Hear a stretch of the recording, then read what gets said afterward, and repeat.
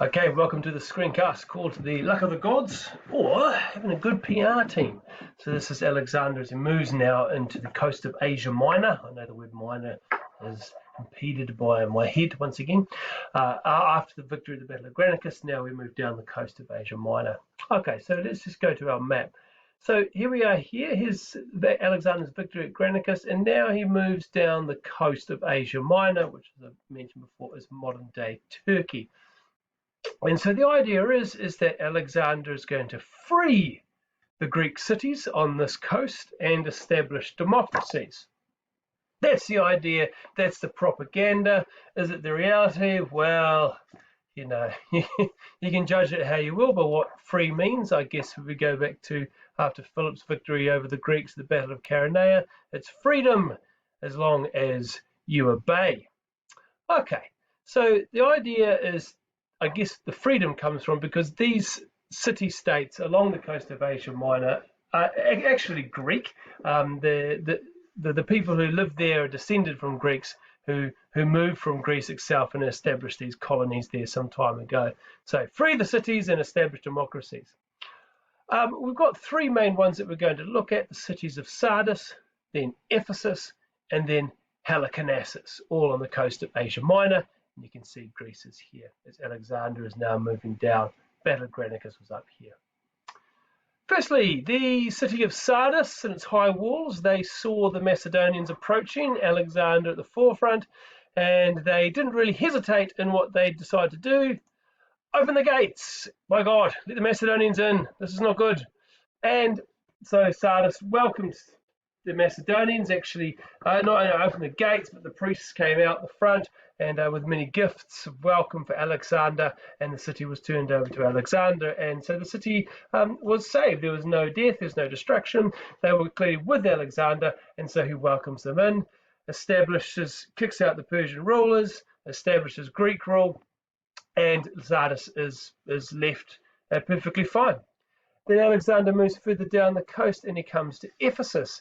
Here the Ephesians decided to resist for about an hour, and then they thought, well, this isn't going well at all, and it wasn't, and because the Macedonians laid siege to the town of Ephesus with as you can see, the siege weapons here, the siege towers, the catapults.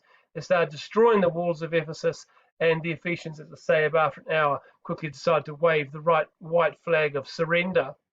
Now, what this meant, though, was that Alexander needs to punish them, but because they resisted, but he needs to not punish them too harshly. And so, as to set an example, look, Sardis, don't resist, open the gates, everything's fine. Ephesus, you've resisted, but you did surrender fairly quickly, so I will just execute all military-aged men. How's that? And that's what happened. They were all executed. And apart from that, the city was left as it was before the Macedonians arrived. So we can see here, Alexander's ruthless. If you're against him, it's not going to go well for you. But if you surrender early, well, it could be worse, I suppose. Then on the route further south down to Halicarnassus, he comes to a place called Didyma, and there's a famous oracle to Apollo at Didyma. And now there was a sacred stream to Apollo at this oracle, which had been dry for over 100 years. The stream had died up, and it was popularly believed that the god had actually left Didyma. So disgusted was he with the actions of the people of the town who had sided with the Persians some time ago. They'd actually all sided with the Persians and sold the city and sold the air over to the Persians. And the story is that the god Apollo was so disgusted with what they did that he turned off the tap, so to speak, and the stream dried up. Now, interestingly enough, their descendant, there was one very prominent family in the town that had betrayed the town and turned itself over to the Persians, one prominent family. And this large extended family was actually taken by the Persians and settled deeper into the Persian Empire. And they have a story which will come near the end of the whole story of Alexander. They will reappear again, the descendants of that family. But anyway, so disgusted was he that Apollo had turned off the stream, and the oracle had dried up, and it's popular to believe that Apollo had left the area. But then Alexander turned up, and funnily enough, the sacred spring started to burst forth anew, because Alexander has turned up. Alexander is going to liberate the area. Alexander is going to defeat the Persians. So Apollo is back, which is wonderful PR, isn't it? If Alexander turns up and the sacred spring starts springing forth anew, as it were, once again. So great PR, great stuff for the PR system. Then we come to the town of Halicarnassus. They resisted, and they resisted strongly, and they resisted for 3 days. The Macedonians. Actually, how the city fell is funny in itself. It looked going to be very difficult. It was going to be very difficult for the Macedonians to break into Halicarnassus. Halicarnassus had their backs to the sea, and they were supplied by the sea. They were confident of outlasting the Macedonian siege, and they had good reason to be confident, because Memnon was leading the resistance. Now, Memnon learned a lot from Granicus, and he was at Halicarnassus, and it looked like the Macedonians were really going to struggle to defeat the people of Halicarnassus. And then one night, two Macedonian soldiers, I thought someone was coming in, they were in their tent, and they were boasting to each other about who was stronger, who was the better soldier. And they were both drunk. Sorry, something else. But these two Macedonian soldiers in the tent, and they're both drunk, and they're boasting to each other as young men do, I'm the toughest, I'm the hardest. And they keep drinking their wine, and their boasting sort of reached fever pitch, so to speak. And they started to talk about how I can take the city. Yes, listen to me, watch me, I'm a great fighter. And these two drunks decided to prove to themselves who was the toughest, and they left their tent extremely drunk, picked up their weapons, and they actually ran onto the battlefield. And they started to charge the city and of Halicarnassus, and they started to attack just by themselves. Now, the people of Halicarnassus thought, what the heck's going on? There's two guys down there, and then the rest of the soldiers, the Macedonian soldiers, thought this was a surprise attack, and so up they leapt.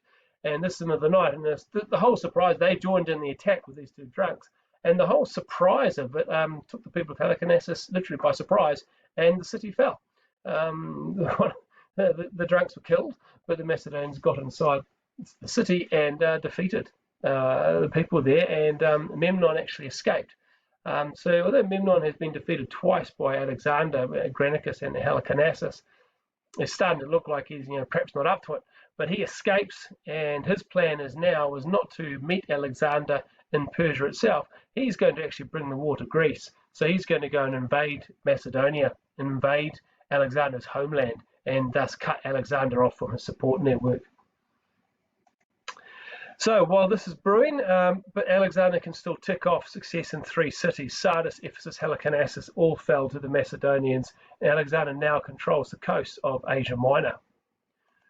So was he a liberator or conqueror? Well, I don't know. There's division among the scholars.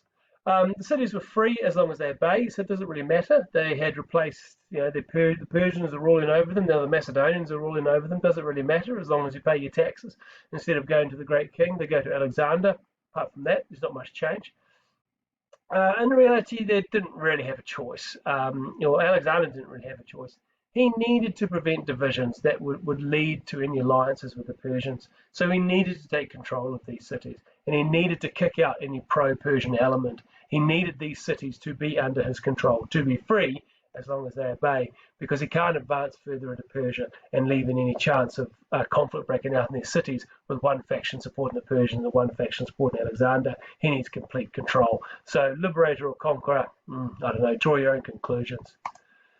Now, Memnon is a problem. He's escaped from Halicarnassus, but he is going to take the war to Greece. He is mounting an invasion, and he is going to go from the coast of Asia Minor, and the south coast of Asia Minor here, and lead a force and invade Greece, and quite potentially invade Macedonia itself, and fight with the Macedonians who are left under the regent Antipater. This is a major problem for Alexander. If this happens, his invasion is going to be cut off.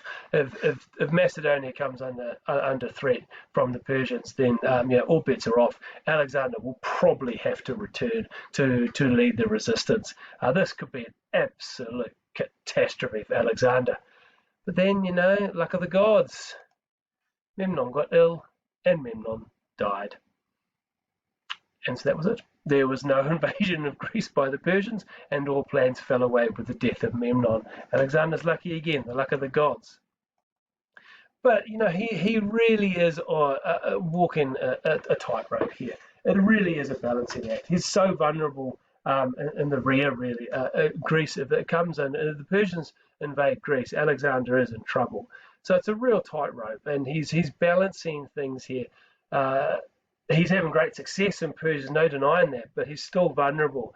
He doesn't have the support of all the Greeks. The support of the Athenians is tenuous at best. So Alexander it's dodgy. It's dodgy how he's going to go forward.